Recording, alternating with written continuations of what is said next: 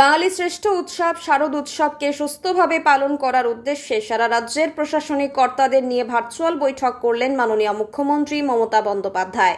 সেই মোতাবেক মালদার প্রশাসনিক প্রধানরা মালদা টাউন হলে মাননীয় মুখ্যমন্ত্রী মমতা বন্দ্যোপাধ্যায়ের ভার্চুয়াল বৈঠকে শামিল হন।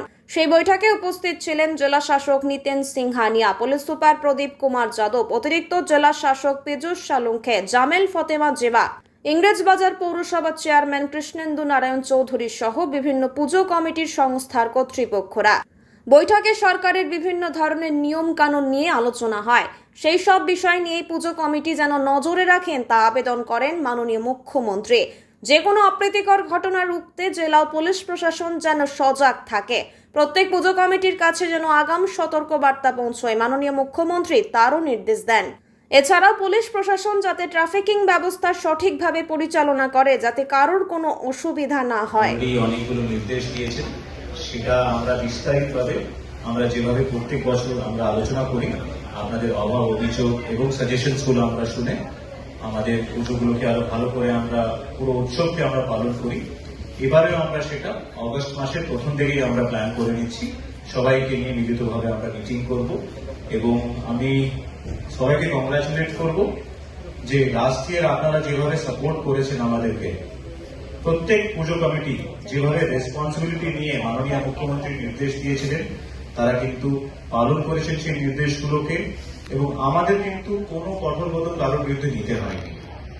আমি এই মর্মে বলবো যে মালদা জেলায় একটা ছোট্ট অঘটনও ঘটেছিল লাস্ট ইয়ার, একটা পুজো আমাদের আনফর্চুনেট ফায়ার ইনসিডেন্ট হয়, কিন্তু আমাদের জনপ্রতিনিধিরা, স্পেশালি আমাদের চেয়ারম্যান সাহেব প্লাস অন্যান্য জনপ্রতিনিধিরা, প্রশাসন থেকে শুরু করে পুলিশ থেকে শুরু করে এবং বিভিন্ন ক্লাবের সদস্য, পাড়ার সদস্যরা যেভাবে প্রম্পট অ্যাকশন নিয়ে তাদের পাশে দাঁড়িয়েছে, সেটা তাদের জন্য একবার জোর হাততালি হোক।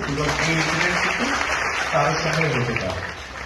একটা রিকোয়েস্ট থাকবে আমার মিটিং এর আগে, যখন আমরা ফার্স্ট উইকে মিটিং করব, আপনারা নিশ্চয়ই অনেকগুলো থিমস ভেবেছেন, যেহেতু অনেকগুলো কম্পিটিশনস হয়, মানুষের অনেক আকাঙ্ক্ষা থাকে প্রত্যেক ক্লাব থেকে।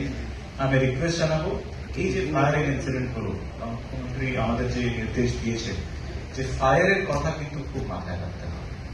অনেক ক্ষেত্রে আমরা দেখি যে খড় বা এই ধরনের খুবই ফায়ার সেন্সিটিভ জিনিসগুলো এটা একটু কাইন্ডলি আপনারা নজর দেবেন, আগের থেকে পরিকল্পনা করুন যাতে এগুলো অ্যাভয়েড করা যায়, কোনো ফায়ার ইনসিডেন্ট না হয়। বিকজ লাস্ট ইয়ার অনেক পুজো আমরা স্পট ভিজিট করে ষষ্ঠী, সপ্তমী, অষ্টমীর দিন কিন্তু আমাদের সেই সময়ের জন্য ক্লোজ করতে হয়েছে, ভিড়কে সামলাতে হয়েছে, তাতে কিন্তু যাতে অঘটন না ঘটে।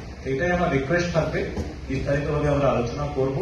এবং এত কম সময়ের মধ্যে আপনারা সবাই এসছেন আজকে, প্রত্যেক পুজো পুলিশকে কি ইনস্ট্রাকশন দিয়েছে ম্যাডাম? পুলিশকে সিএম ম্যাডাম ইনস্ট্রাকশন দিয়েছেন কি ট্রাফিক ব্যবস্থার জন্য আর যে থিমসগুলো আছে তা চেক করে যে জন্য কোনো স্ট্যাম্পিড এরকম কোনো সিচুয়েশন না হয়, যেখানে যেখানে যে প্রিকশনসের দরকার এটা আমরা পুজো কমিটিকে अग्रिम জানাই। আর যে কোঅপারেশন আমাকে লাগবে, যে civil department, fire department, health department, ওর জন্য আমরা সব কোঅপারেট করে কাজ করি। বিভিন্ন কন্ট্রোল রুম যেগুলো বলা হয়েছে এটা আগেও ছিল, এই বছরও হবে।